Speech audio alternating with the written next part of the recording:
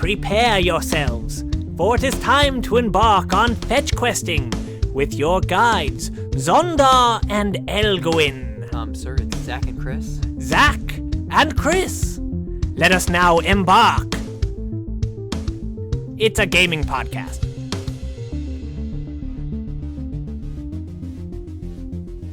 Hey guys, and welcome to another episode of Fetch Questin. Fetch Questin 2.0. 2.0, baby. New podcast. It's the new brand. Faces. New phrases. Everything's new. New classic bits. They're not classic anymore. They're brand spanking new. Brand new bits. You know what's new? You'll find out. You have to listen to the everything. To the end of the podcast. Like, subscribe, hit the bell for notifications. Wait, to notify, I just fucking call you and I'm like, bitch, listen to this damn podcast. There's a new video up. We don't have videos, but there's a new video up. That'd be amazing. That's what it is. This is a brand new podcast, guys. This is forget everything you knew before. This is it. This is what it's going to be now. And so if you liked what it was, I mean, it sucks to suck, but this is 2.0. Yeah, you know, all the things we used to talk about, we'd never talk about again. Now let's get into Dragonball Kakarot. All right. 2.0. 2.0. Dragonball It's a new year. Kakarot 2.0. This new podcast is called Dragonball and You. And so we just have to assess what Dragon Ball character you are and how that makes you feel. What as about a human being. Dragon Fetch Ball Questin? Yeah, it's whatever that. See, the fetch quest is for the Dragon Balls. Gotta find them all. Not those Dragon Balls. Fetch quest for Dragon Balls. I've been watching Dragon Ball. My life has been consumed by Dragon Ball like the last 2 weeks. On a level that I didn't know that it would be. I feel like I'm 14, except I don't have to wait. I just have all the Dragon Ball. Yeah. And I have so much of it. I'm like, I kind of want to watch Dragon Ball and redo it. But then I'm like, no, I kind of want to watch this. And I don't know what I want to watch. And I'm all over the place. So I can't decide that I just want to watch one series, Because it's after playing Kakarot, I really don't want to watch Z. Because I am. You're already experiencing it, you know. So I'm like, well, maybe I'll go back and watch the trash movies, Not all of them are trash, but, I just want because I haven't seen them in so long. Really like The World's Strongest and Tree of Might. Tree of Might's garbage. They're both garbage, but I loved them as a kid. Yeah, but Tree of Might is more garbage. It's like fucking Bio Broly. That movie's fucking garbage. Bio Broly is garbage. That has, zero redeeming qualities. I don't know. I mean, Turles is cool. I think Tree of Might is fucking cool. Tree of Might is better than World's Strongest because at least stuff happens. In World's Strongest, all it is a big brain robot comes out at the end. Speaking, we're gonna tie this all in together. Trust me. We're gonna try. So it's it's 2.0. weird. Obviously in Xenoverse 2 because Lord Slug and Turles are in that, and they're the bad guys with bad Goku, And then Toa and Mira are still in it, So it's this weird thing how they reference that one movie and doing all this, Which none of those movies make any sense in any timeline whatsoever. Well, and they brought it up because I'm gonna put everybody in my headspace of what's happening. I've been playing Kakarot nonstop, and then I've been watching Team 4-Star play the first Xenoverse, and now I'm watching them play the second Xenoverse. Then I also went and bought all the DLC that I didn't have for Xenoverse 2, because okay, once I beat Kakarot, I already beat Xenoverse 2, but I'm going to do all the extra shit, because they added a bunch of stuff after that. They're still adding that stuff, man. That stuff came out recently. It's crazy that they're still there's a lot of support putting for stuff that in game that still. So I feel like I'm going to do the extra parallel quests and stuff like that, and just kind of mop up the stuff I hadn't done. Because I think I'm level 88 in that game. So it's where I stopped, I had done a ton of shit. I played that game obsessively. What's your character in that one? What race did you go with? I'm just a Saiyan. Saiyan. Yeah. I think Xenoverse 1, I was a Majin. Oh, okay. But I've only played one. I bought Xenoverse 2 for the statue and then traded it pretty quickly. I don't know. I just had other stuff that I wanted to buy, I guess. I've never played 2, but one great. I played as a I guess they're called frost demons in that game, but a Frieza dude. Yeah, he was cool. Yeah, I really like 2. 1 is fine. It's not a great game. It's a very tedious fucking game. 2 is way better. I know there's a lot of speculation going on now that like this year they're gonna announce 3, which I mean it's been long enough like that it would make sense. I would also like to see like what they could do now, especially with Kakarot coming out and like playing them back to back. That's the thing. If you want to see like, because people are like, oh, the fighting in Kakarot is go play the fucking Xenoverse and then play Kakarot, and it's fucking night and day, so much better. And because like the biggest thing in Xenoverse is that there isn't any like destructible things. There's no like beam struggles. There's none of that shit that's all Dragon Ball. And like Kakarot has all of that. Well, Like, Xenoverse really lets you just button mash. You can really power through anybody with just, heavy and light attacks and just kind of switching them up and maybe some dodging and some. Yeah, I mean, it gets fucking, it's not even hard. It just gets shitty. Yeah. Like, and Kakarot, and again, I haven't gotten to play much still, unfortunately. But at least from what I have played and what I've heard, it is still, even though it's pretty simplistic, it's a lot of rock, paper, scissors stuff. You need to be smart with what you do when you guard, when you counter, and when you just do melee attacks. Yeah, and so a lot of that... It's a sophisticated system, and it's in its simplicity. Yeah, and a lot of that changes, too, because as you unlock things in that tree, like when you start doing the actual training room stuff, not the map training where you're unlocking things, when you actually go in the training room, like in the Capsule Corp, you unlock like a secondary, like a little small tree. And those are risk-reward things. It's not just like a passive thing that, hey, this is better. There's one that makes things trickier. And that makes it a little different because like later in the game, obviously I will say it does spike a little bit in difficulty. Like fighting like Majin Buu is a little bit more difficult than some of the other fights I've had. And I've had a few that have been like, in some of the training ground ones I'm in where I'm like unlocking moves, some of those are fucking hard. Like it's stepped up difficulty where I'm at and like getting some of these new moves where it's like, fuck, like I'm at the level they're at and I'm getting my ass kicked. And which I'm glad. At this point, I'm glad that like getting those more difficult skills has become difficult because it's been pretty easy. And unless they're like 5 levels ahead, obviously you're going to lose. But I've really enjoyed that. But one of the skills you get is like, hey, you do 20% more damage, but you're constantly losing health. And then like you upgrade that, and then it's 30% damage, but you're constantly losing health. So if you know like, hey, I can get in this battle and I can win super fast, then it's a great skill to have. But if you're going into battles where you're like, okay, this may take a little longer, you're going to burn through health items. So it's a good and bad one. Like, so it's like, if you were just reward. Like, yeah. And so that's cool because it's very different than the skill tree. So I like that there's options like that. Like if your character is just over leveled, which I mean, the thing is, it's really hard to like even grind because you can do all the side stuff and that will get you up.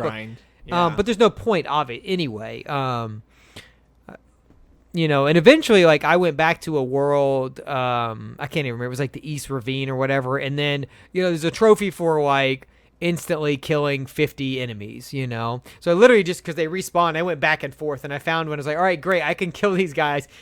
I can just run into them and kill them, because some areas will level scale to you, and you can't do that. So I just happened to find an area where I was like, okay, these guys are, like, level 10. And normally it does scale, but I guess this area doesn't. So I just flew back and forth, the things you do for trophies. But I literally did that for like 15 minutes because you have to get 50 of them, and I think I had done like 10. But so I got that, and on the road to the platinum. I also am at I'm almost level 24, my trophy level. I'm at 99%. So I'm a trophy, and I'll be level 24. Not that matters anymore, but right. I'm almost there. So I'm really, I guess I can talk about the actual game now. I'm really enjoying the game. It's weird. So that's why I say, like, when I say obsessively, I have fucking obsessively been playing this game. It's like staying up way too fucking late, and I don't ever do that. So, because I'm old and I work and I'm tired, and yeah, I mean that's the reason I have hardly got to play any, because it's either like, all right, stay up an extra half hour, and be tired in the morning, or go to bed like an adult, and I keep choosing the adult path. Yeah, just wait, because it just like sank its hooks into me, and I just can't stop fucking playing it. It's like I'm just like, all right, if I just do this one more thing, it's not even story shit because I'm like balancing all the things that it's doing. I'm like, all right, I can go to the training room, and also because you don't have access to like every character all the time. When you get a character, like, oh shit, I need to like go to these training things. I need to like take Vegeta over to the training room, and I need to get that up, and then now I got Gohan. I'm gonna do all that stuff. So every time you get a character, like, oh shit, I have 1,000 things I need to go do with this character, which makes it kind of cool because it doesn't get tedious because you're like, I like that. I think that's what's it kind of hooked me. It forces you. I mean, yeah, if you want to, you can power through the story, like you would any other Dragon Ball Z game where it's just, okay, boss battle after battle after battle. But it sounds like it entices you to take advantage of the time you have with the characters and do the extra stuff, and that's where I would assume for most fans that's where the biggest joy is going to come from, other than reliving those iconic moments. But how many times have we done that already? Yeah, and I will say that's the thing, like, because I know what happens, it's like I'm in no rush to get there. Yeah, that makes sense. Because like, what rush do I have? Oh, I got to get here. Now there are some times where you're like, oh fuck, like, so in the Buu Saga, I've watched the Buu Saga the least of all of them. So for me, it's like I don't remember some shit that's happened. Like I totally forgot that Vegeta fucking kills himself. I don't know why. Like I knew he dies in that, but I didn't know where or anything like that. And I totally forgot about the beginning of that arc. And because that arc's pretty long, and it changes kind of drastically with, like Super Buu and Kid Buu and all that shit. Like, I really don't remember. I remember the very beginning, with Gohan and Videl and shit like that. And I remember the very beginning. But I don't know why. I just, I haven't seen it that often. So it's finally at a point where I'm like, okay, I'm interested in the story because I don't remember every little detail that happens. So it's kind of cool. And this is what I was looking forward to, too, because I was like, hey, I haven't watched the Buu Saga in so long that I'm actually excited to kind of see what happens again. Yeah, remember you were supposed to watch it with me when I was watching it on Kai. Yeah. That's okay. I forgive you. Yeah. Our fans don't, but it's okay. This is Fetch Questin 2.0, so we forgive and forget. Yeah. But we're doing it now, so we can talk about the Buu Saga when you get there. Yeah, someday. Hopefully, but have some time again.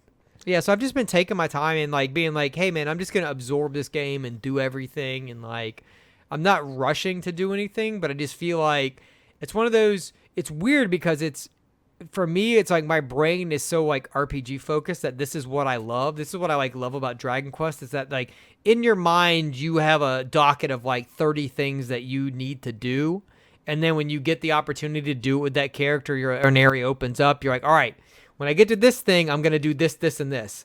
And like you're thinking forward. So even though like it's a video game. So it's the same things that I like about Death Stranding and like Days Gone and shit like that. It's like boxes to tick.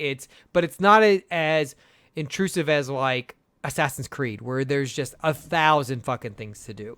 I feel like I can accomplish things. And so I'm going through these menus and I'm like, all right, well, I'm going to get this, this, and this for Goku while I'm here. But it's not every character. It's just the ones that are available to you then. So it's a little more manageable. So it's like you get Goku, you do those couple things. And so it does break it up, though. So like, I don't know if it would be as fun to just mainline this game. Because I think those breaks and like doing the little side things, in the beginning, I think they stand out as being worse than they do at the end, because when you get like further in the game, you're like, oh great, I can take a breath. I'm going to go do these like little sub stories that I know or whatever, and then I'm going to get back. So I'm going to do a little training, do a little sub stories, then I'll get back to the story, because it's pretty big chunks of story. So like when you're not doing, and these aren't intermission times, sometimes you can just go do sub stories, in between. And so I think the game gets better also. Like, so I would say like the Saiyan stuff and the Frieza stuff, I think is okay, but I think the Cell stuff is great. That's when the game like super clicked for me. And because everything had kind of unlocked at that point. So you have like the training room, you have, you've built a car, you built the bipedal. So there's a lot of different stuff to do at that point. And it's not just like, hey, go fight somebody. So I think once everything opens up, I think it's a better game. And also at that point, it just like the little shortcomings like don't matter, because at the end of the day, like Xenoverse has a lot of fucking shortcomings. It's both of them, you know? So I think this still is by far the best Dragon Ball game. Like, by a landslide, it's the fucking best Dragon Ball game. Because I think it just plays well, and I think as you unlock more and more and more, you just have more at your disposal to choose from, which is like any RPG, you know? But I think the biggest thing is like them choosing to make you play different characters was a good decision, because they play so differently that it fundamentally kind of changes what you're doing. And you have to think about going, oh, okay, yeah, I have Gohan now. I can do this, this, and this. I have Goku. I have Vegeta. I have, you know. So that's what I like about it. I think it's a really good game. Cool. I mean, I really do want to get into it, and really, I know that I haven't gotten to experience much of it yet. And I really want to, and I'm hoping I get a chance to very soon. Yeah, I think you're gonna like it. Like I said, put a little time into it, but I think we're very similar in some aspects about games, and I think you'll get to that point where it's just like, okay, I'm just gonna fucking play this game, like, because there's so much nostalgia in there, but there's also just like good video game shit to do that it's like you're ticking those boxes and doing all that, and like I don't know, I'm just like steeped myself in Dragon Ball also the last like 2 weeks, so it's just like my brain is just like overwhelmed with Dragon Ball that I'm just like, oh my god, like you've just been ticking off too many of those social boxes these past few weeks. It's like, yeah, dinner with these friends, and this with our family, and this with, you know, your family, and so yeah, I'm ready to have all those adult boxes ticked off and start getting back into the video game stuff. Yeah, it does make me. The thing is, the more I do it, the more I want a new show. Like it's like, yeah, I'm like itching so bad for new shit that it's like that I haven't been lately. Like, because I was, but it's like, man, I'm just like, fucking Dragon Ball Z is so fucking good. Like, it's just one of those things that it's like, at like the height of Super, it makes you kind of have those same moments. Like the moment in the Boost, you know, saga where like Vegeta is actually a human being for like 30 seconds, you know, and like hugs Trunks and is like, it's such a change in his character, and it's such an arc that you get with Vegeta that, you know, it's like, man, that moment's fucking good. So I never watched the Boo Saga. I never really even watched the Cell Saga and Original Z. I was it's so good. Cell Saga is so fucking good. I was forbade. My mom in back in the day just got a, well, you know, in the 90s there was like that the satanic scare or whatever, you know, the cult scare, all that. I mean, dude, there was so much shit. Like, my parents didn't want me to watch The Simpsons, you know. There was like a ton of shit. It was that stuff. And so I was allowed to watch Ren and Stimpy though, and like Tales from the Crypt. Dude, but I wasn't allowed to watch The like Simpsons. Futurama and Family Guy, but I couldn't watch Simpsons, and I couldn't watch Dragon Ball, just because those were the couple of the shows that, you know, she'd heard about, and nowadays she doesn't care, and she even has looked back and been like, yeah, we were a little goofy back then. It's weird because like other than a few things in Dragon Ball, there's like, I mean, there's a few things, you know. Well, obviously, there's a character named Mr. Satan, like, well, and that wasn't even in the American. It was Hercule, so they didn't even do Hercule. And in Kai, they do switch it back to Mr. Satan, but he'll always be Hercule to me. Great. It's such a weird, like, why would the Japanese name him Mr. Satan? Like, that's such a strange It is name. a strange name for him, you know, and I don't know. Because he's not evil. Like, I don't know what the symbolism they're going for is. I don't know. But well, like, I think maybe it means something different in Japanese. Probably, but so back in the day, you know, my mom was like, "All right, you guys are so into the show. It was a friend of hers too who had the idea, and she kind of would do whatever she did, just because trying to be good parents, and you know, don't want your kids to grow up violent or whatever. And so she like sat down and was gonna watch an episode with us. I think it was just with me that day. I forget where my brothers were. And it just happened to be like the one episode where something was happening. Like there's so many episodes. It was the Frieza saga of nothing, or of like lightheartedness, like Bulma searching for Dragon Balls, like in a submarine with giant fish monsters going after her, and like that would have been fine. She would have been like, okay, this is strange, but it's fine. But this is the one where like Goku is beating the shit out of Frieza, like just the greatest one, you know? Yeah, and I'm like, oh, this is awesome, but this is the worst episode to have up. She's like, "This is pure violence." like no, it's a good guy saving the world, and whatever. So I didn't get to watch. We still got to buy all the video games. We just didn't really watch the show. It was just I don't know. So I kind of knew everything that happened, but yeah, never watched Cell Saga or Boo Saga until Kai, and really didn't watch the Boo Saga until very, very recently. But yeah, I mean, I think it's definitely the weakest of them, but it's fine. I can see now where Super kind of gets its takeoff point from, because it does do a lot of that stuff. It's the first saga where Vegeta and Goku feel so cocky and so powerful. They're like, oh yeah, whatever you do, we can beat it. Well, it doesn't matter. Where even in the Cell Saga, even when Vegeta's being cocky and like, I want to fight you at your best, the rest of the characters do have an air of like, we're in trouble. But all the stuff with Babidi and resurrecting Boo, before Boo's even resurrected, nobody takes it seriously, and that's very much a lot of the stuff in Super. You got a bibbity boppity boo, man. Bibbity boppity boo. It's so weird. I know. It's Toriyama. He thinks he's being creative. But I will say it was funny. I was talking to Ashley, who's my fiance, if you're new listener. But I was like, maybe 2.0 new listeners. Yeah. I was like, name 5 Dragon Ball characters. So she did it. And then I was like, name 10 Dragon Ball characters. And then she did it. And I was like, name 15 Dragon. And she did it. I was like, damn. It's like, did you think a couple years ago that you would have ever known like 15 fucking Dragon Ball characters? She's like, no. And I'm like, look at that. I've rubbed off on you. It could be a fun 2.0. What if I got Lauren down here to see if she could name some Dragon Ball characters in the podcast? Yeah, see how many like she could name, because like there's easy ones. Yeah, go get her. Let me shoot her a text. Let me see what she's doing. Yeah, because it was fun to like see her name, because like obviously she knew like the basic ones, but I mean she knows like some fucking like random ass characters, like because some of them like she'll know like statues that I have, like or I've just like talked about it, but she was like, she knew who Dende was, like, and she's like she's never watched Dragon Ball ever.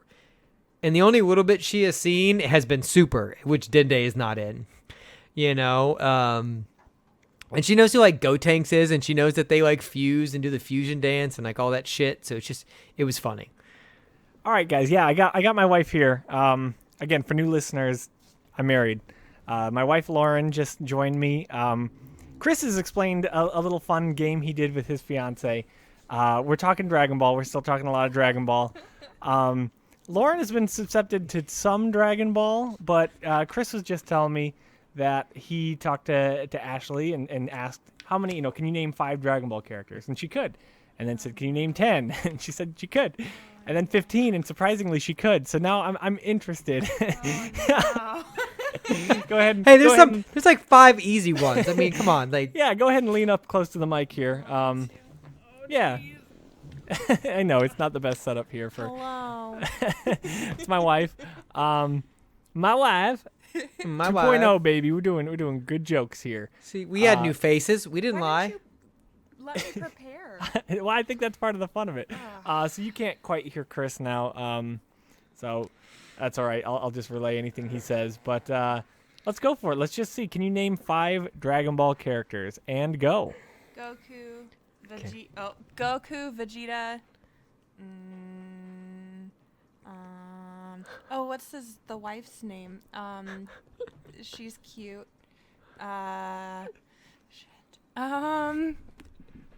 The green guy. That doesn't count.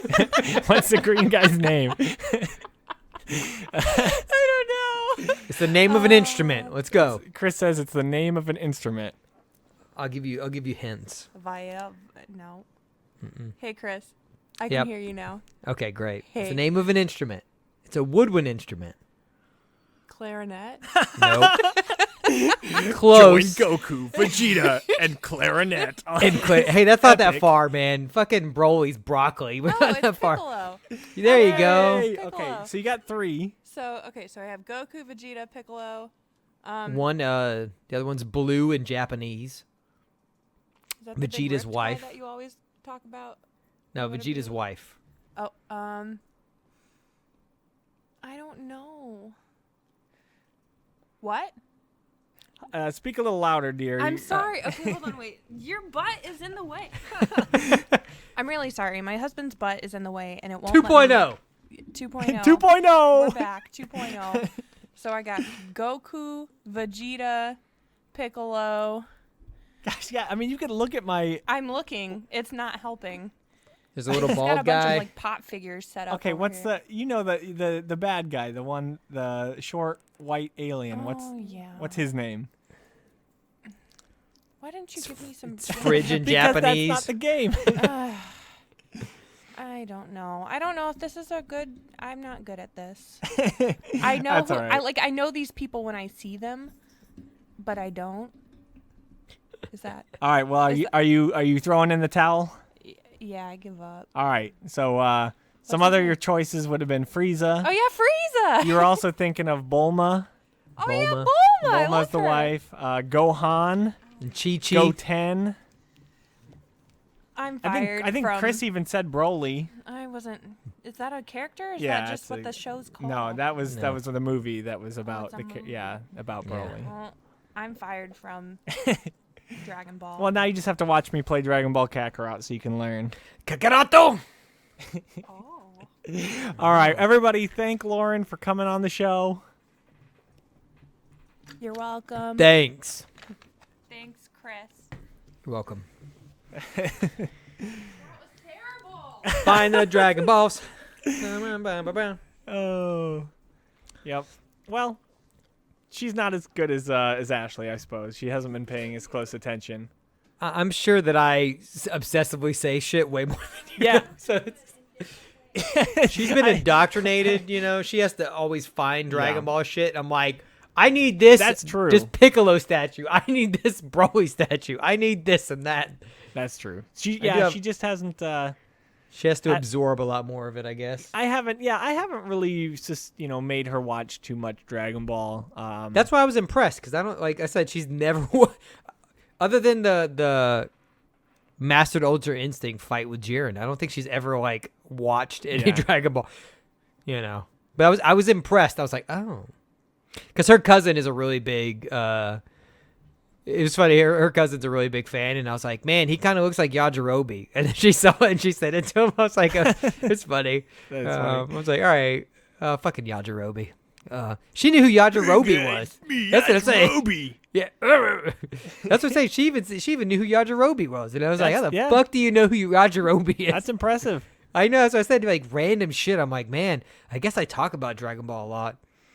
Yeah. You know, especially lately. It's been like the room of Dragon Ball. I mean, I guess I do have a fucking room of Dragon Ball shit at this point.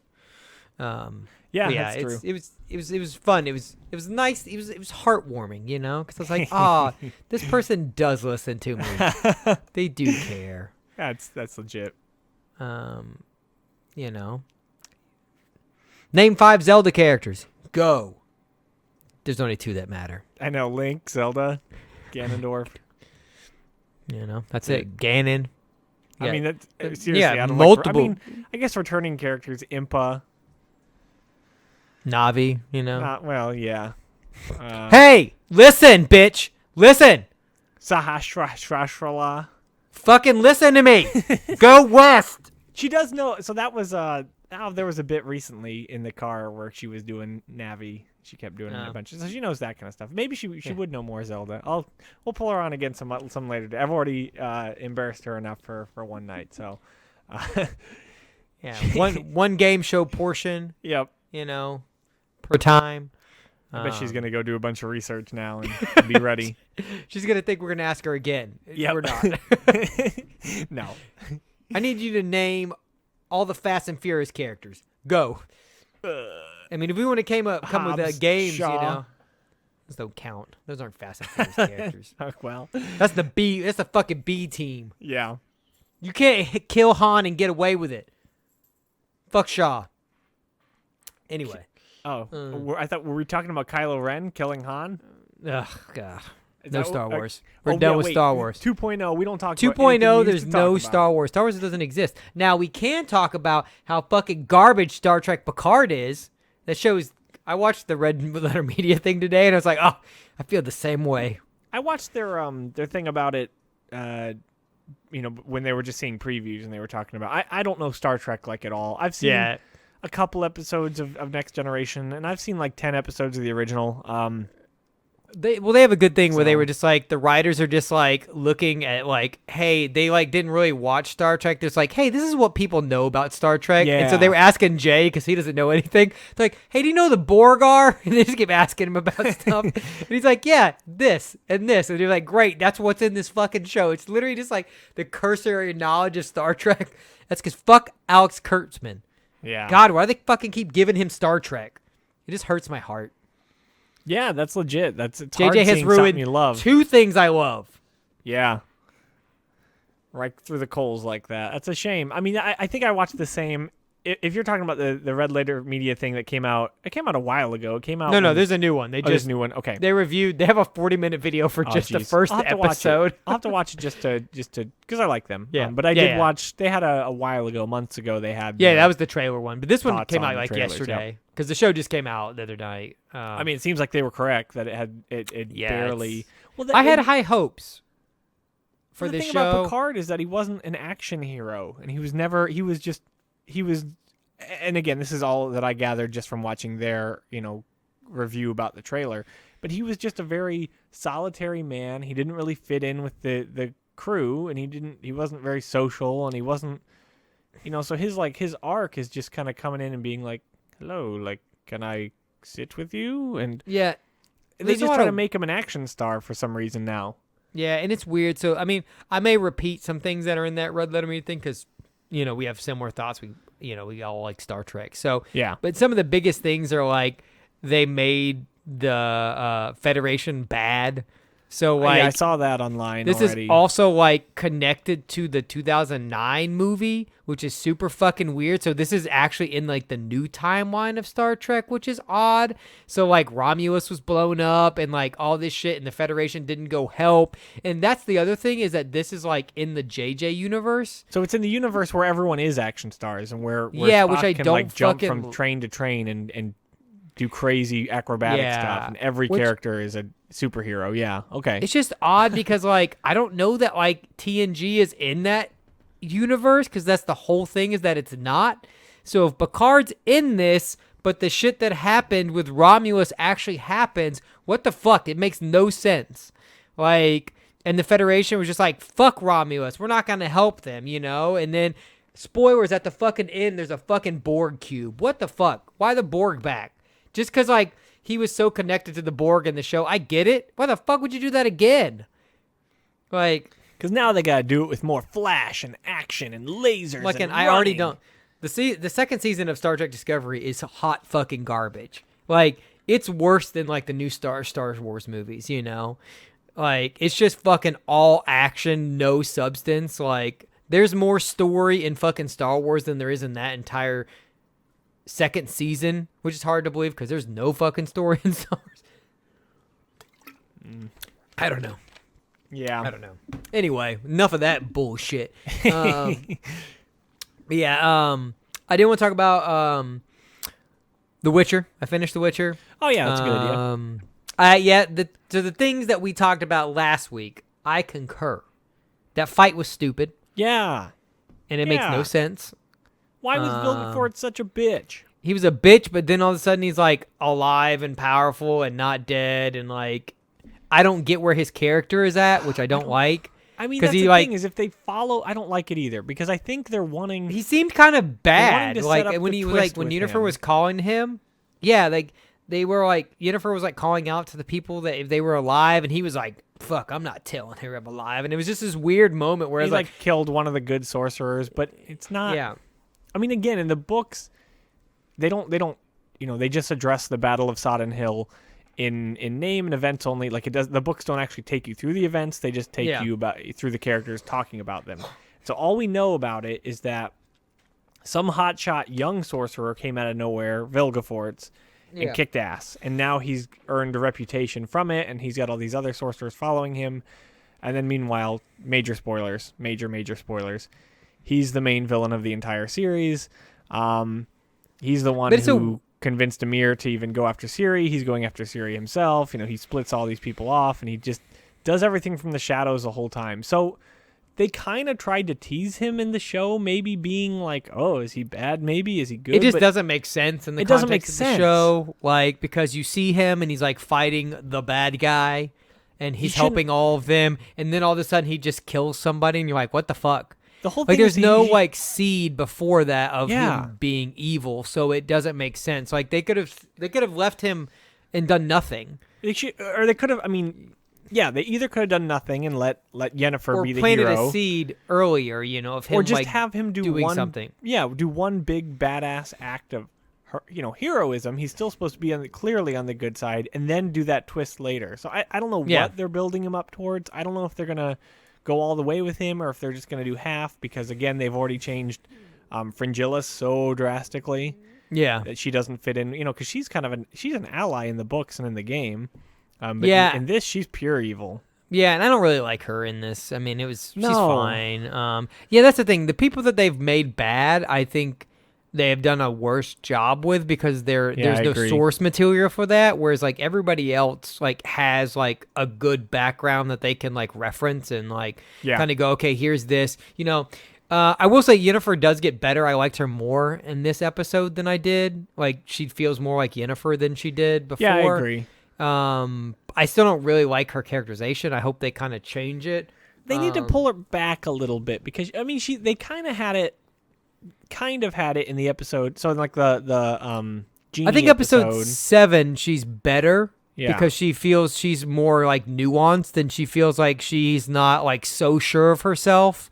Yeah. Like, and so that's what I liked about the last one, is that like she fucking got beat and she realized that like, hey, I'm not this fucking all powerful shit. Like shit's actually really bad. And so, it's the same problem, even when we were talking about Dragonball, like when you're just too cocky, it's like the Jiren thing. When Jiren fucking comes, Goku gets put in his fucking place.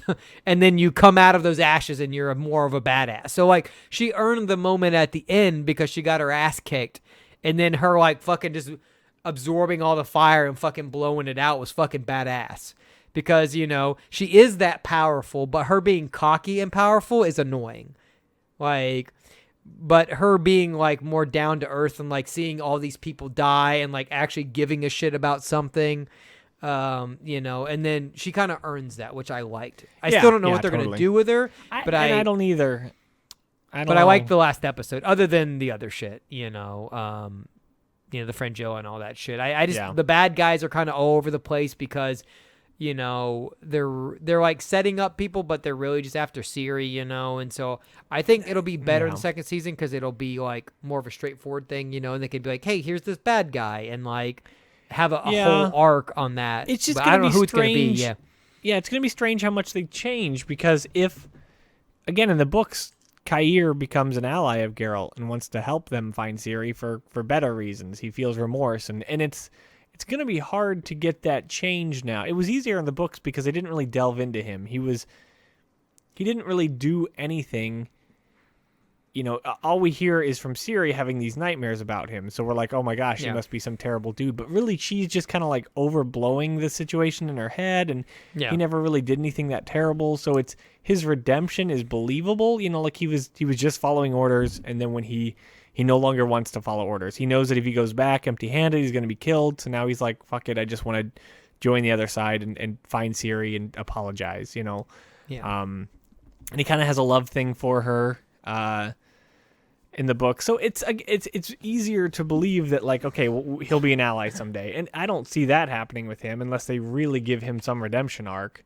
And Vilgefortz is going to have to they're really going to have to show his mastermind, his genius somehow, that he's behind everything and somehow behind Fringilla, because he should be the big bad. I don't know. I mean, he doesn't have to be. They could really change things. They could. I'm just saying. Yeah, and they may just be playing it off and being like, oh, he wasn't bad, but, he could have just been angry. Like, there could have been a lot. I feel it's the same thing that and this is like way off topic, but it relates back. So like the first season of like Sherlock, where like Moriarty, like when it gets to him, you like piece together everything that he's fucking done, and you're like, oh shit, like it's fucking crazy. But then like the third season of Sherlock, like it starts to fall apart, you know. Totally. It's not as Totally. like clear and good, you know. But his first 2 seasons, like he is a badass, and it makes sense. And like when you think back to all the threads, you're like, okay. So if they do something like that where they show flashbacks and he's done things and they connect to threads that they've built in the show, That'd be then cool. I'll be happy with that. Yeah. So hopefully that's what they're doing. For him to have such a turn, you know, maybe they'll go. Then they have to go back, though, and show him before maybe setting some shit up or even having a conversation with Fringilla. Or maybe she's controlling him. You know, she does have the power to kind of do that. You see that in that battle, you know. So she could be doing that. See, I don't want that. I mean, I don't want that either. I'm a purist, so I want him to be controlling her. She which would be says fine. Like, obviously, that can be in the reverse, you know. That's fine, too. But it just if those are connected in some ways. Yeah, it just kind of, and I'm trying not to be a purist. Like, I'm really not. And it really can be its own thing and should be if it wants to be. But as long as it doesn't falter for that. But it just kind of even, like, it made me sad to hear Fringilla say to Kair, her, you know, his famous line from the book, which is, you know, you've mistaken the stars shining in a pond at night for the stars in the sky. You know, like, that's his catchphrase. He says it all the time. And she says that, and I'm like, oh, that's not your thing, though. Are you going to be the main villain? I guess you are, because that's not your thing. That's his thing. But okay, all right, I'll let go. Yeah, like I said, it's, you know, I think part of me, like, backing off from it and like letting it be is because I played the Witcher's games, you know, and they are so different, you know, and it's one of those things that I think if you get further into Witcher 3, you'll see that balance. But I think that's a good balance, though, of like they took shit but for me it's weird because like I almost connect more to the Geralt in the game, obviously because I play him, you know, so it's a very different thing, you know. So like I'm trying to balance like how Geralt is in the book versus like how I play him. Because there's a little bit of you pitting yourself in Geralt, but Geralt is also a character. Well, and that's the difference with... So now there's like 3 different Geralts in my head. Exactly. That's why it's taken me so long to even start the game, because I wanted to read the books to get a grasp on how to play the characters, and then I just couldn't because he's such an enigma. And that's the point. He's a really good character. And he does translate to the video game well, because you kind of never know what he's going to do next in the book. Like, he's predictable, but he's not. Like, there's a point in one of the books where Yennefer is like, you know, she's captured by Vilgefortz. It's major, again, spoilers, whatever. Yeah. And, you know, he says something about like, waiting for your Witcher to save you. And she's just like, no, he's not going to save me. What he's going to do is he's going to get angry, fly off the handle, make an ass out of himself, you know, kill someone or do something, make himself, he'll feel bad. Then get all self-righteous about it and do something heroic, but play it off like I don't really care, and then rinse and repeat. He'll just do that over again. And I'm like, wow, that is spot on. That's all he's been doing these books. He just keeps kind of going off, and he's searching for Ciri. He is, but he kind of just gets lost in these side quests because he doesn't know what to do next. And that's why the games are kind of perfect. That's why the game works, because that's the same he does structure. Side quest. It's weird, yeah. Like when I was playing the game and I was doing the Kira Met stuff, and Lauren was watching, and I was just kind of like, you know, this is what he would do. Like, he's kind of got a clear course of action. He knows he should be looking for Ciri. He just talked with Yennefer, but then he just kind of gets seduced easily and goes with the next sorceress, and then... Well, I mean, it's weird. He's like, he's old. He's not like, you know, so he's not afraid to die. So it's like, he's just like, fuck it, I want to go fight this big monster. Like, you know, that's what I fucking do. Like... Yeah, and he's like, if I find Ciri, cool, but it's like, until he really finds her, there's no, like, he doesn't really have a connection to her yet. So it's like, him doing all that other shit, it's in his character. Well, I mean, that's what Witchers do, you know? Every time in the book that, like, he gets an inch closer to Ciri, he does go in, like, 110%. He goes nuts. Yeah. He goes, and then as soon as he runs into a snag, he just gets really grumpy, and then just, like... Yeah. Just... does side stuff for a while kind of waiting until something falls into his lap. You know, he doesn't actively search. And then when he gets that little inch or he gets that little motivation, he does. And he goes real hard. And that's why, you know, at that point in the book, Yennefer's kind of right. But then as soon as he gets a lead, like he does, like storm the castle and huge battle. And so he gets there, but it takes him a while. It's so odd. I think that's why. I think even, like having read all those books before, you know, The Witcher came out, the games, you know, it does play so well. And I think that's why it never bothered me. Like, it's so different, but it's like, it still fits like Yeah. the shit he would do, and you don't really think. What I was it's I a was fucking afraid like it video wouldn't. game ass book. Like you don't even realize it. You're just like, And then- right, well, and side then- quest time. I'm gonna say his name wrong, but what's it? Subchovsky. Okay. Yeah.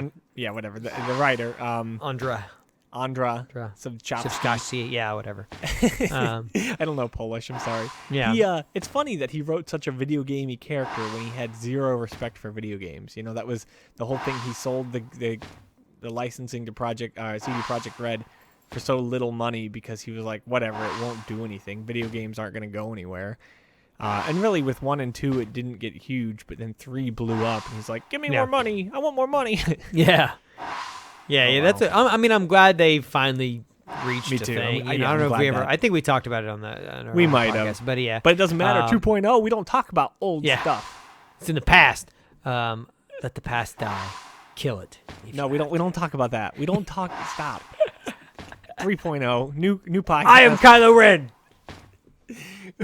No, but yeah, so it's weird, and I think that's why it works so well. Like it just feels so natural for the character. I mean, obviously it's really well written, which is a big thing because like that's the thing. It's like it has source material, but there's shit in those games that he didn't write. Like for sure. that is just fucking so good. I will say the only knocks I will have at the end of The Witcher is I really miss Faskir. Like him being there, it kind of bumps me out because he's in the show. Yeah, he's so great. And he that, should pop up. I mean, he becomes a permanent member of the party. Oh, I'm sure. He will, but like it's kind of like when you meet Dandelion, who's the same character. Like in The Witcher 3, like he's such a great character that you're like when he's not there, you're like, oh. And there's so many good things with him, like putting on plays and shit in that game that are so great that like his whole thing when you meet Dandelion, that whole section of the game is pretty great. And I mean Triss actually. That's the only downside is that Triss really isn't doing anything. Yeah, she's which kind of bums me nothing out. character like, at the moment. I'm glad she actually got to do some shit. Like I will say that ending episode is fucking cool. Like seeing all the cool different seeing forms of magic. Yeah. Like it's something that's so different than than most shows because it has magic, but it's super like I mean that's how the books are obviously, but it's inventive and it's like. But they recognize, even Yennefer says it, she goes, it's just magic. It's not real. Like, and then he has the same thing, they kind of reiterate that later in the episode. So it's this cool thing where it's like all this shit's happening, where like they grow the mushrooms and like all that shit's fucking cool. Like, it's interesting. It's not just like, hey, there's battles and they're like blocking it with a, cause like, the battle before that is very much that. He's just holding up a barrier and it's like, stuff's coming through and it's very boring. Like, this is a typical battle. Like, so yeah, I really enjoyed the last episode. Like, yeah, it was cool. I just wanted I would more say out my of Hilda favorite Forks. episode though. I just love it. Yeah, I think my favorite episode, like the last episode's really good, and I think the third episode is really good. Where he goes into like the castle and he's dealing with the girl. I think that one is so much like that's so much like the book and the games that it's like it's like a perfect melding of the two of them. Yeah, that I was totally. like, this is such a good marriage. Like they got both of them like in one, and so I felt like I was like, this is what I wanted out of this. The other stuff obviously it takes its twists and turns, but that is so like just like inherently what The Witcher is. That I like it, It's good character moments with him. It's shit that he would actually do. Like, I mean, Henry Cavill is just a fucking really good Geralt. He's very, very like good. Even every time I go back, I'm like, damn, he's so fucking good at this. And that's what I was talking with Lauren about it, and I'm like he's nailing Geralt. He's getting all it perfectly, and she's just like, he's great, but he just grunts, and I'm like, oh yeah, that's the book to a T. He grunts that's all the what time. Geralt does. Like, yeah, like he just does that.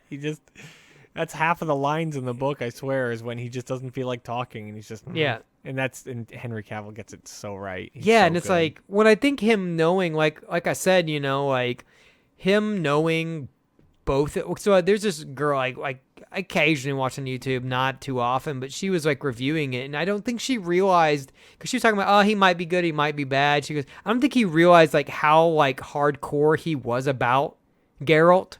And she watched it, and then she's like, oh, I watched an interview, and like I didn't realize that like he just fucking wanted it. She was like looking at him from an acting point of view, and I'm like, so I guess if you looked at him like as an actor, You could be like, I don't know if how this is gonna work, and Sure. why would he pick The Witcher over like trying to get Superman back and doing But all it these is, other like, things? It's a you know, passion project for him just as much as it is for many of the writers on the show. It's he just wanted it because he's like, I love this character and I want to try it. I want to do it. But yeah. So like, that's the thing. It's like from all the fans who are just like, yeah. When you listen to an interview when he's talking about the fucking Witcher, you're like, I don't care if he can fucking act. He gets it at least, Even if it was terrible, he understands that more than anybody else could. Like, I don't know many dudes that look like him, that fit it so well, would also have read all the books, played all the games, and have just, like, this knowledge of this very specific niche thing. Like, especially in Hollywood, it's such a weird thing. Like, yeah, there's those people that are like, I play WoW, and, like, that doesn't count. Like, he really, it's just funny how perfect he is even in the, because like again, I'm just gonna quote the books all the time. In the books, Geralt is also an enigma because he always describes himself as being hideous. He's like, I didn't realize how hideous my smile was and how like deformed and how ugly, and yet everybody wants to sleep with him. Like he's obviously like somehow both super hot and hideous like at the same time, and he does get that. He has this. He does these grimaces or this smile. Yeah, and it's he kind of weird has smiles these where jagged he's teeth. not. Yeah. It's not quite like Henry Cavill looks like he's perfect, but he has these small. I mean, everyone does, but he's got these things that he really accentuates for the character that are so perfect. So some scenes, it's like, my God, Geralt is, he's a sexy piece of man. Everyone wants him. Yeah, like It's when he's oh my in God, his he's fucking he's like freak. armor He's a and he's like monster. walking into a room, like he just fucking looks like a badass. But then when you just see him like, like, and in those last episodes where he's dirty and like just fucking like beat the fuck, like he looks, he is, or he's got blood, or he's like drinking a potion, like that shit's where like when he's laying in the back of that fucking thing, he's like he looks like shit.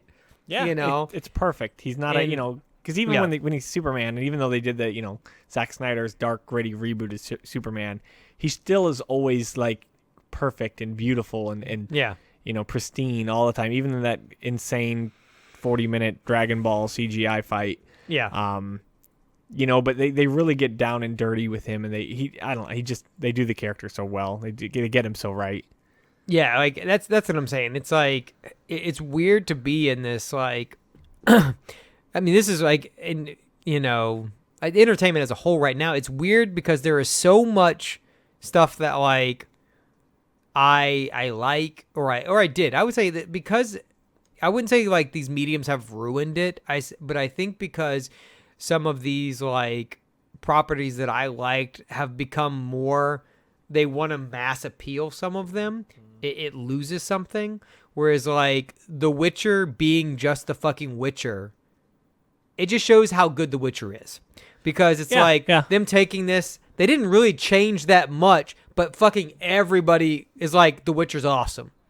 Oh yeah, everybody so latched it's cool on. because it's like, you can read those books and you can watch and you can play the game and you're going to get a very similar thing, which is cool. It's not like where you're like, okay, you're going to watch Game of Thrones and you're going to read Game of Thrones. They're fucking very different, Which again does bring me to, and I'm trying so hard, and even, watching the show with Lauren and with my brothers a couple episodes, trying so hard not to be a book purist and say like, oh, that's not how it happened. Yeah. Oh, no, that's not. And I don't mind the little things. I really don't. But when it comes to the big things I've already mentioned, that's what scares me, though. I'm not trying to be a book purist, but when Game of Thrones went off the rails and tried its own things, that's where it flopped. That's where it failed. And I don't want to see them really make these huge changes to something that's already so good. I agree that it should get to sprout its own legs and be its own thing. Yeah. The writers should get to flex their creativity and make changes the way they want to see. But a lot of it is good for a reason already. And I'm okay with most of the changes they made. There's just a couple that scare me, but I guess that's the point. That's what's going to make me keep watching. If it was predictable, like I said, if it it was wouldn't be just any the fun. same though, like would it's, Right. it's that weird thing. It's like playing back to Dragon Ball. It's like watching Dragon Ball. You're like, we know what's gonna happen. Yeah. It's just the way that it's presented to you is so good that it's like, okay, that's fine. So it's like if we were just getting like a a shot for shot thing, and I'm torn I'd be because fine. some of those things I do just want to see. I want to see the exact, I want to see the fight that was described to me in the audio version of the book. I think if you played more of Witcher 3, you'd get some of that because there is so much of that you get to see some of those things. The Vilgefortz versus Geralt fight that I imagine in my head as I was listening. I want to see that visualized. Now, are they even going to fight? Who knows? I mean, I'm sure they will. I mean, if he's going to be the bad guy, they're going to make him fight. But what if? I mean, I don't know what role he's going to play. He might be a sub-villain. They might, downgrade him and play up Fringilla or Kai or whatever. Like I say, I think my only the only pass I give them is because I just enjoy watching him play Geralt so much. I'm just like whatever. That's why it's really the sixth episode I was like we talked about it, where I was before. I was like, okay, this is either going to be really good or it's going to just ruin, not stick the landing. So it's even though you agree the small quibbles about what we don't like, I still am okay, I know there's people that give a shit about what they're writing. I also know that Henry Cavill himself will just be no. Even if he has no say, I think he has more say than we think, but he knows it so well too that, he can be well, what about this? Or what about this? Even if he gives ideas, and those people obviously know a lot about what they're writing, because there's a lot of nuance in there that you wouldn't get unless you had read those books. I'm also happy, I want to see Vesemir. There's still shit that will be cool to see. If Mark Hamill fucking plays Vesemir, that's gonna be fucking awesome. Also, that's the thing going forward. I think other than Triss, who's a little bit weird, and the girl that plays Yennefer is fine. But I think her. The problem there is that because the game does such a good job of visualizing them, it is hard to then break what they look like. Because Geralt looks similar to the game as he does in the show. You can tell they were just fucking here's The Witcher 3. We already have this fucking character model. Give him white hair. It's not that hard. Yeah. And they can just look at armor from the game. And CD Projekt Red did all this work for them. It's funny, even the all the artwork for the audiobooks, and it must be artwork from new, reprints and whatnot. But it's just all of The it Witcher, is exactly how Geralt looks like in the games, and how Ciri, Ciri's on a couple of them, and she just looks exactly the same as the games. And I'm like, okay, so you just, you really like that model well enough that slap it on the books too. It's a weird thing. Ciri's eye color bothers me. It really bothered Lauren too, and she was because they're supposed to be green, and it's weird that Yennefer's are so purple, but Ciri's are not that green. Well, I think that's her natural eye color, and I don't think because Lauren kept saying I don't like her contacts. Everyone else's contacts are good, but I don't like hers, and it's crazy how. No, I think those are her natural eyes. And yellows. Yeah, they can get those so well in contacts, and I'm like, well, that's the thing is I don't think they're contacts. I think they liked her for her very strange eyes in the first place. They're very unique, but I said, that's the only one where I'm okay, I'm used to in the books, and I'm used to her looking a certain way. Yeah, and bright green. Yeah, and so it's like I said, it's weird, because maybe she can't wear them. Maybe there's some thing that or maybe they just again they might have just really liked the way her natural eyes were, and that was part and of maybe because she auditioned maybe it'll change also, as she gets older, maybe she she doesn't really have her powers yet, so maybe they'll do it when she maybe as she gets more powerful because even Yennefer's they get more purple when she's using magic. So I don't know. So the actress, I don't know her name, but the actor who plays Ciri, she auditioned for Marilka and wanted to get, she thought she'd just have that one episode, and they called her back for Ciri. So she must have just kind of she must have just had something unique. They were like, whoa, okay, we weren't really casting for Ciri, but she's got it. So yeah, I like her. That's I said, it's a nitpick, they were looking for someone younger because she's kind of at the age she is in the middle of the books right now. Yeah, she's a little older, yeah. Where she should kind of be a child, and then by the end of the book, she's, older teenager. So she's kind of, But I mean, it makes sense for the timeline of the show anyway, and how their filming schedules will be and whatnot. So I don't know. Yeah, I'm fine with her. Yeah, like I said, it's a small nitpick. That it's like it's fine. It doesn't even matter, and you don't see her that often. That it's you see Yennefer and Geralt way more. But yeah, Geralt's eye color, and like his hair, like if that was bad, it would be very. Well, and remember the early test photos were God, bad. it was bad. They were awful. But I mean, of course it was. They have to go through refinement. I was never like, oh, God, I'm so worried. Because like wig stuff is so hard. You do have to work on it. And I think that was just to gauge excitement. That was just like, all right. That was probably more him than anything. He's like, I need to be in this. Too. Like, he's like, guys, look at this, and then well, especially because all the Superman shit was going on then, and it was like, will he, won't he? And so he's like, no, I just want to be like, this is what I want to do. Let's get it out there. Say we're doing it. Let's gauge excitement. Let's see how he looks. Because then they can also go, okay, the hair's bad. What do we need to work on? Like, I mean, they fucking redid Sonic. I wasn't worried about it. Can't wait to see that, man. God. I've almost forgotten that it's Less coming than a month out. away. The thing is, I probably would have seen it had he looked like that before. Them redoing it made me just go, "That's gonna be fine, whatever." I think I'm gonna see it. It's gonna be a kids movie. So like at some point, without him looking like so terrible, it just is like it's like all right in the Pokemon movie, Detective Pikachu. If they have just been so bad, I would have been like, yeah, I can't wait to see how bad this is gonna be. Whereas like then it was like, all right, well, I think this movie's probably gonna be fine. So, like, I wanted to see it, but it wasn't this, like, oh, my God, I have to go today. Like, I would have been there day fucking one if Sonic had still looked like that. Because I'm like, I need to see the trash fire that this is. Yeah, but so they get they were smart for changing it. Because they get a small niche of people just going to see it because it's bad. But now they can actually, no child would see that and be like, oh, yeah, I want to see that. That's cute. Like, you got to make your dude, they have a perfect design for Sonic. They've had this fantastic design for years, and you're gonna grow the balls and think that you are above 30 years of Sonic design, like that you are better and you can do something better than this. Maybe it's 25 years, but it'd be like changing Mario. Like Mario looks like Mario, so like why do the work? He looks like that.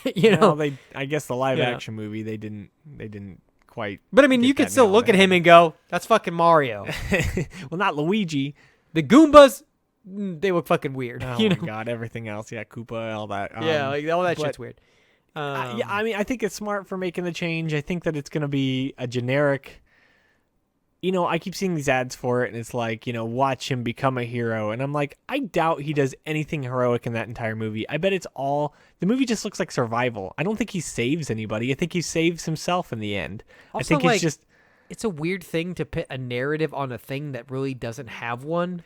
Well, you know what? It does have a narrative. They could have just done a story kid friendlier where no people other than Robotnik. It could have all been animals in his own world, where he's like, he wakes up one morning and all of his friends have been kidnapped and he has to save them from Robotnik, because that's literally the games. You run through and you open up pods full of animals and you save them until the end. Like, I don't get with this plot. They're going way out of their way for this plot where, like, everybody wants my superpower and I have to keep it safe, so I'm going to go to this other world. It's like, no, just give us a movie about Sonic saving a bunch of other animals from a crazy doctor. Boom. Easy. Yeah.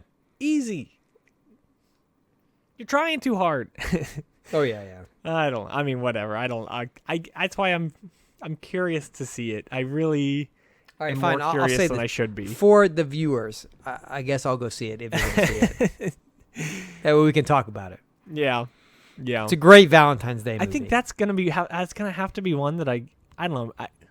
Lauren might see it. It depends on the mood. Sometimes I pitch a crazy movie and she's like, yes, like, yeah, it's so spontaneous and crazy that we might, it's like, okay, let's do it.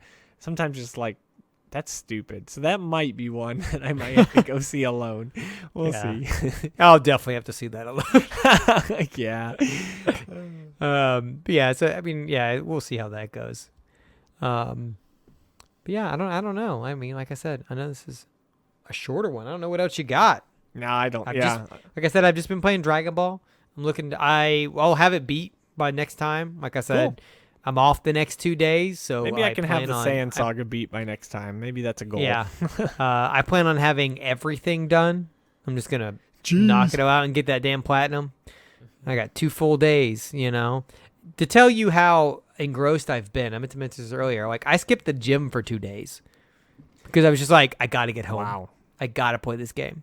That's what I'm saying. Like, I've seen, like, the reviews or whatever, and I think it's, like, the more you like Dragon Ball, the more you're going to get out of it, That's why I say for, like, you, me, Brian, like, like, we all like Dragon Ball, and I think, obviously, like, I don't know, I guess I'm a bit of an obsessive fan, I guess, more, I don't know. But I love it, of course, because it's what I want. But anyway, on that, I texted you about that, but I ordered the first volume of the manga.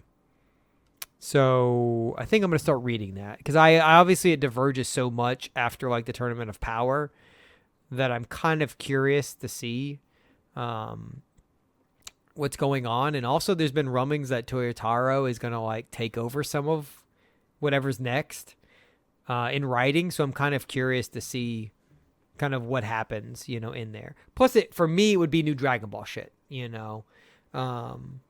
and that's kind of what I want. So I'm just like, all right, well, I know it's out there. There's enough of it that I can read through it now and kind of see. It's just crazy that there's so much out there that they're not even teasing us with a show yet. Like, you're clearly going to do something because you keep writing this. Like, yeah, it's weird. And like I said, I wish I knew what the holdup was, Because, like, there's this guy that I watch on YouTube a lot, and he's talking about, like, I had all these sources, and everything, and it was supposed to come back. And then this happened, so it didn't.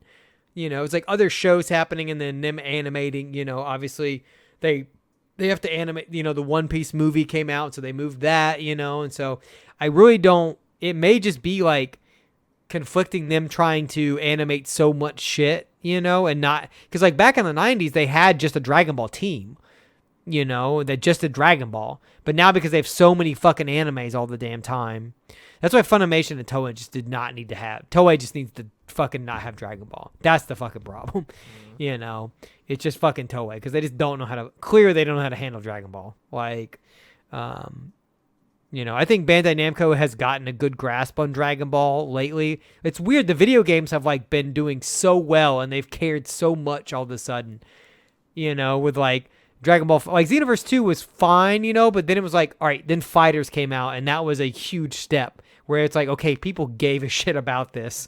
And then, like, Kakarot coming out, and it's a huge thing of, like, here's this love letter thing. It's almost like, okay, here's Up to Z. Now people can watch fucking Super. It's literally a direct lead-in to be like, hey, watch Super now. Yeah. And then, so I would be surprised, like, and the other thing is, it's bad. Like, as much as I would like another Xenoverse, them telling an original thing, I'm kind of tired of that. Like, even though I'm watching it again, I'm like, this doesn't work now. Because you've told all this stuff, unless it is a completely... And it didn't work in Fighters because it was bad. So, unless they, like, continued on or did somewhere like, all right, here's the manga. It's not been shown. We're going to write stories based off that section that's not in Super and kind of make it after Super where it's at and then connect it to another show. Like, that would be cool. But them just doing the same thing again, because Kakarot did it so well, I don't know that I could play another game where they're just like, here's the story again. They kind of shot themselves in the foot because they can't do it again. They have to make new shit. The last one for a while at least. Yeah. Yeah. Which is fine. It's almost like I think after this, I don't even need another Dragon Ball game. I think it just does all the things that I've wanted in a Dragon Ball game. Then I'm like, cool. I just want the show again, Right. Or maybe like a Super game would be cool. That's like different. Yeah, that's kind of what I was thinking. There's so many characters in that I think that would be cool. Like obviously having Beerus actually in the game, Whis actually in the game, would be cool. So I don't know. We'll see, but I'm excited. I just want more Dragon Ball. So. I'll update. I'm going to read the manga. I'm supposed to get it tomorrow, so I'll read through it. Obviously, it's the very beginning, so it's going to be that early shit of the Golden Frieza stuff, Resurrection F stuff. So I'm curious to see how it reads because obviously the show was real bad. Right. So I'm curious to see if it's better in that form. It'll be like done a third time. Third try. Yeah. So, which, whatever. So we will see. Yeah. But other than that, I know this has been the Dragon Ball podcast. But again, 2.0. That's what it's become. 2.0. Sorry. Year of the Dragon. This is what it is. I'm sure we will get a Dragon Ball announcement this year. I'm like, God, we have to. Don't we have to? Yeah, because it didn't happen last year, and they know people are just fucking. Especially, you can't release fucking this Kakarot game that is. Fans are just like, yes, this is fucking what we wanted. And especially if then they announce like a Xenoverse game also. Like, this is the biggest Dragon Ball has ever been. And there's nothing, which is crazy. Also, the anime, weird. The dub is about to be over. Because like there's only one more set of Blu-rays that are going to come out. And maybe they're kind of waiting for the dub to be over. That's so what I'm saying. Simulcast, because like most shows now get this like My Hero Academia is getting the simulcast. So yeah, it's and I off by wonder a if week. that'll happen. I think that'll happen. Maybe because it'd be nice to get, because that's exactly the way. I mean, that's what most shows nowadays. You get the Japanese 1 week, and then you get the English the next week. They're only a week behind rather than like a year behind. Dragon Ball. Well, I think over a the year Dragon behind. Ball was fucking such a Like 2 clusterfuck in the years. beginning, though. Like that's why. Maybe they're waiting for it to be over and kind of and they're working with Funimation a little more. Yeah. And they'll. That has to be the case because look at Broly. Yeah. Broly was what 3 weeks, a month. Yeah, that because it was like December, January. Like, so I think like even Battle of Gods and Resurrection F, that was like 9-10 months. So I think they are more on that schedule. Like I said, I think they've changed. Like it seems like they're handling Dragon Ball a little better than they were, and I think they know. Especially after Broly coming out, because that was such out of left field, especially where Super was, for them to go back to this hand-drawn thing style and like really put a lot of fucking effort into it. They know what they need to do. Like, like I said, story-wise, I just think they need to do stuff a little different. Because like, other than like the Goku Black stuff, all of Super was kind of the same. It was kind of like, here's a tournament. Here's another tournament. Like, even though they upped the ante, there's still 2 arcs with a tournament in them. So, right. And the first one is just those movies, so those don't even count. So 2 out of the 3 arcs that are in that show are the same fucking thing. Yeah, it's almost a really bad show if not for the Tournament of Power, in my opinion. It's not great. I mean, the Goku Black stuff is mostly fine, other than like that last episode where it just fucking like got stupid. Yeah.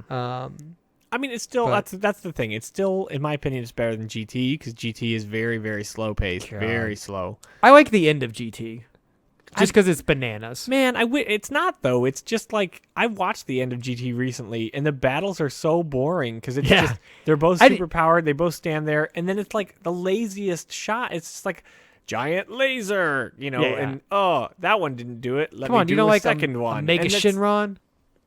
He doesn't do that. He doesn't do anything. He stands there and takes a laser, and then they're about to shoot a second one, and they split into 2, and then he shoots his own. It's all blast. They don't do any of the actual fighting in that show. Yeah, I mean, I did like some of the story stuff there, where there's like the Dragon Balls and they become like I liked that some of the ideas were cool concept, but yeah, it actually poorly done. It gives credence to the way that because the way that Dragon Ball Z ends is very strange. Now with Super, like Goku is way too excited about meeting Oob, and then Oob does nothing. Also, well, it's just Oob in GT, but it's just weird in Super, where he's got the power of gods and has fought Jiren, and he's so excited to meet Oob after all that because he's finally, I asked for the strongest fighter ever. It's like, no, you should be bored with Oob by now because Kid Buu is so weak compared to Hit or Jiren or any of them. Well, I think that's retcon though at this point. I don't know that. I think he said that it doesn't connect to Z anymore. There's no way it can. Still included that in Kai. No, I know that. Yeah, but I mean, Kai came out way before Super though. No, the final chapters came out after Super ended in Japanese, or at least right around the same time. Well, that was just on Blu-ray though. I mean, the Kai they'd been done though. Sure. But it's just strange that they. And also, I don't think the they knew. Like, I don't think Chris Sabat and them knew what the fuck Super was going to happen. They don't. It's not Chris Sabat and them. That's the ending of Dragon Ball Z and of Kai. That's Toei. That they made that story. That's just.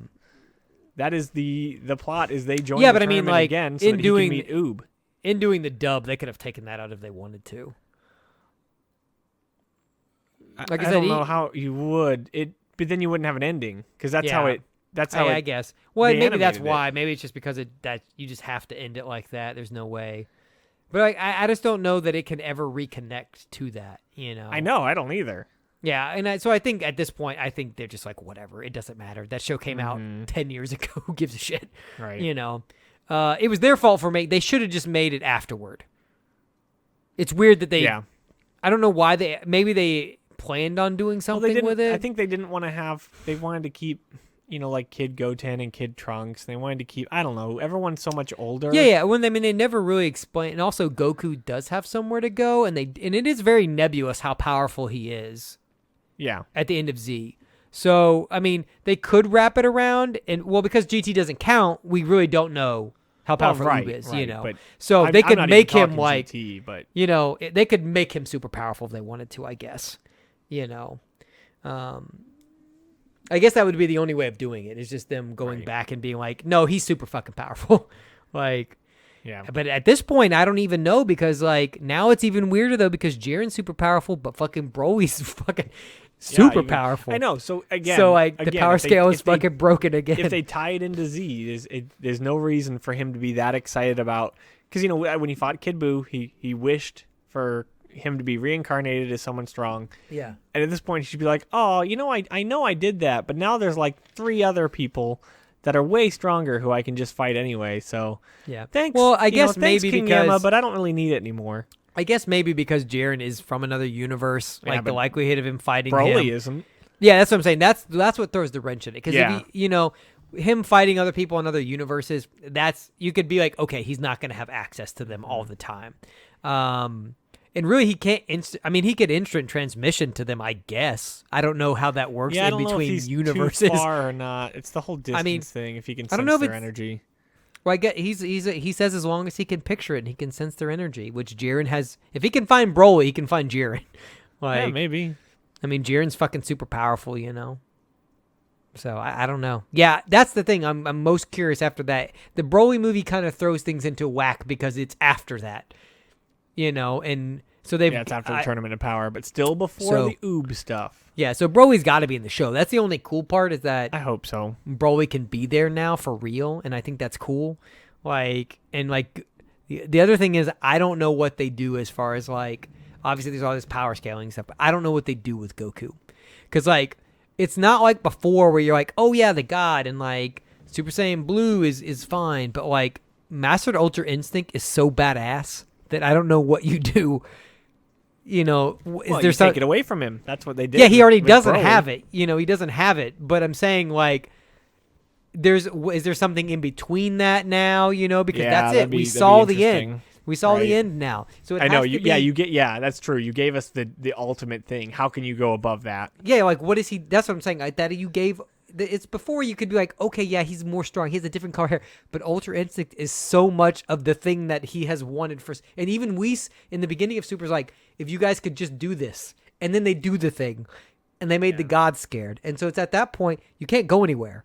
That's true. Yeah. Where do you go? And not Ultra Instinct is fine, but him Ultra mastering Instinct it. 2.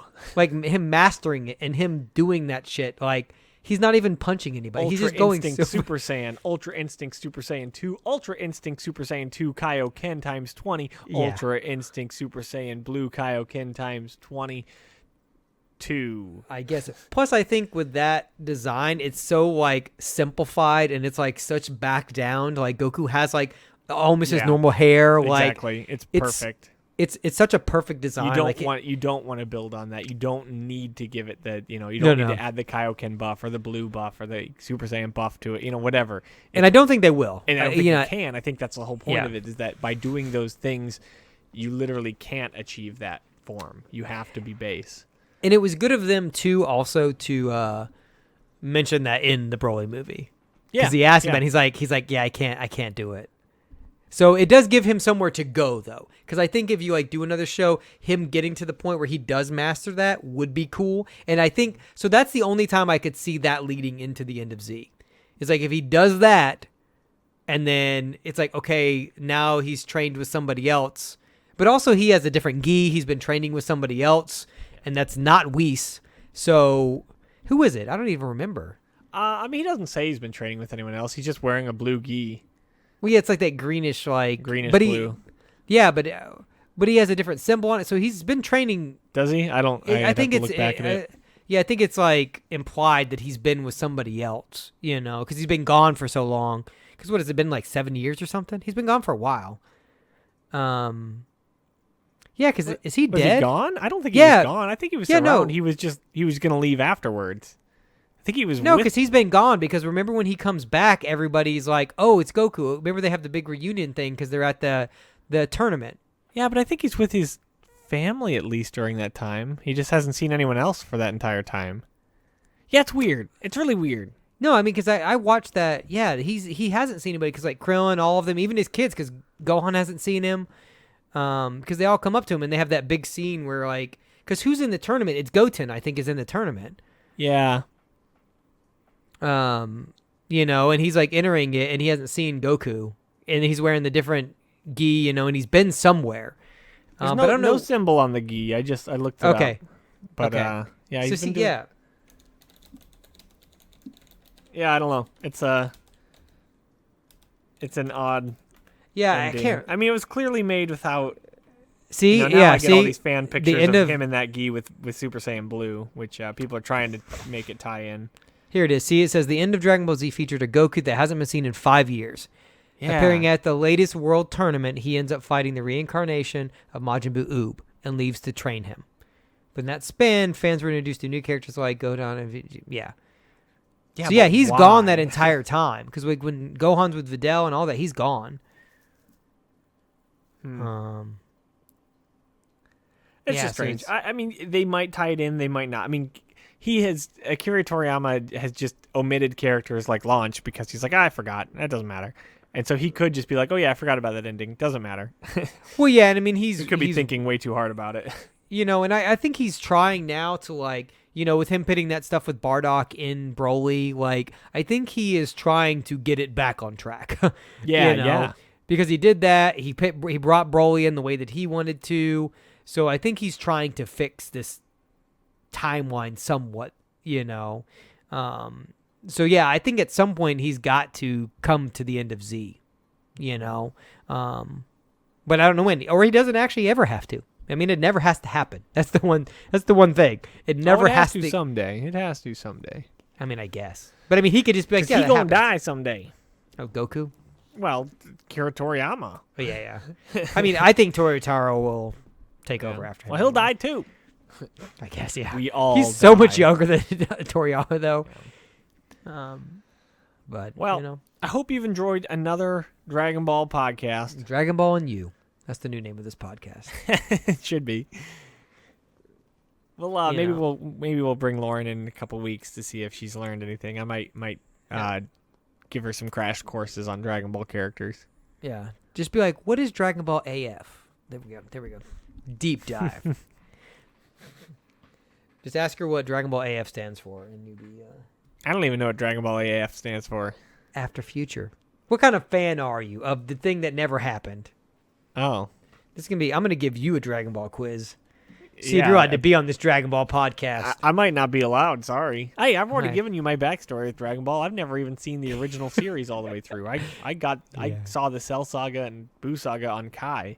Yeah, no, you're fine. Which is actually closer acceptable to the Japanese because the Japanese didn't have all those filler episodes. Yeah. But some of those are great, so it's fine. Not true. But yeah. I haven't even watched all of Kai. But also, it's unnecessary for me to watch all of Kai, so I don't care. I've read all Dragon Ball Z, though, so it doesn't matter. I don't need to watch Kai. I'm thinking about, I eventually would like to get the set of all of those. I think it'd be cool. But, yeah, so I'll read that manga, and I'll let you know. So, next week on the Dragon Ball Hour. This is just going to turn into a Dragon Ball podcast until video games come out. Remember, it's Dragon Fetch... something. Questin, Ball Questin. Dragonball Fetch Questo. I like Z. I like Ball Questin. Dragonball Dragon Ball Fetch Questin. Ball Questin. Z. Z. Yeah. So that's what this podcast Hey, is. we just talked a lot about Dragon Ball Z when we didn't mention the fact that the English announcer guy had doing zero justice. He passed away. Yeah, I think we talked about it last time. Did we? Oh. Yeah, you brought it up. Yeah, I did. Okay. Yeah, that does suck. So, what are they going to do? I mean, they'll find someone. There's so many. Oh, God. I just thought about the worst case scenario that's going to happen. It's just going to be fucking Chris Sabat. He's just going to do another character. Maybe. You know, we were talking about with Sean Schemmel. That I don't want to get into Sean Schemmel, but because they were talking about when I was watching the Xenoverse stuff. They were talking about how there was a BuzzFeed article with Chris Sabat and how he was just like gushing about Team 4-Star, and it's such a weird. And I thought about it, and I was like, this is such a weird thing that he's on one side, and then Sean Schemmel is on the complete opposite side. Really, that's actually surprising to me because I kind of felt like Sean Schemmel was taking the Funimation side, and no, he is. That's what I'm saying. Chris Sabat is actually like a major employee at Funimation, so you think he would have to take that side too. It's just that's strange. But I think the big difference is he owns that fucking company. It doesn't fucking matter. I guess, but that's why you think he'd care more. I don't think Chris Sabat gives a fuck. Well, maybe. You know what we didn't talk about was any Kingdom Hearts 3. So next time. Oh yeah, okay. Next time. Next time. I just don't care. To be fair, I haven't watched all those. Yeah. So I have 2 days. So I watched all those cutscenes. Yeah. So the DLC came out. I've watched all the cutscenes. I kind of like some of the stuff they did. I love Christopher Lloyd. We'll get into that next time. That's a little teaser. That's the only thing I stole from Team 4-Stars. I like that when they do that in their episodes. And their Let's Plays. Have you watched any of the Let's Plays? Nope. That's what they do. They're like, next time. And I'm like, all right, it's good. Nice. Yeah. Alrighty. Well. I'm going to write this on the list. Watch all Remind cutscenes. There you go. Be ready for next time. Hey, this is, people know, I don't ever do this. I just don't want to play any more Kingdom Hearts.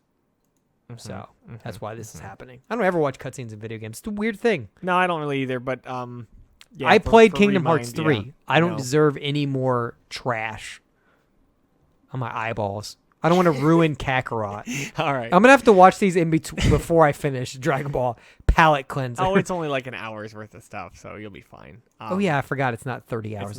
It's not long. Great. Well, I'll take notes. We've almost ended this podcast like 14 times now, so I feel like just like Kingdom Hearts. Oh, almost ended 14 times. We're just going after their model. See, this is what it's like. This is Kingdom Hearts 4. Yep. If they announce a Kingdom Hearts 4, I'm done. No, anyway. They will. But I'm not going to play that game. They already play. I will always be. I don't know. I can't. It's all right. It's a sickness. That and Link's Awakening 2. You'll be on board. Hey, that game's great. Thank you guys. Right. It's been real. 2.0. Fetch Question 2.0. 2.0. That's it. All right. Well, guys, do all the things. I'm going to try and be better about, getting on the things and updating the Patreon and stuff like that. That will happen at some point. Or not. Maybe we'll be even more laissez-faire. Yeah, maybe we will. Maybe you should just listen to this because it's better. Boom. Also, if you don't want to listen to this, then you have to give feedback on what you don't like about it. That's your own problem. We're going to keep doing this until enough people are like, this is garbage. When there's a 0 next to plays after our podcast, then we'll be done. Then we know we need to change. Still not happening. All right. Well, until next time, everyone. Bye. This has been Dragon Ball Quest for the Quest of the Fetch It. Goodbye.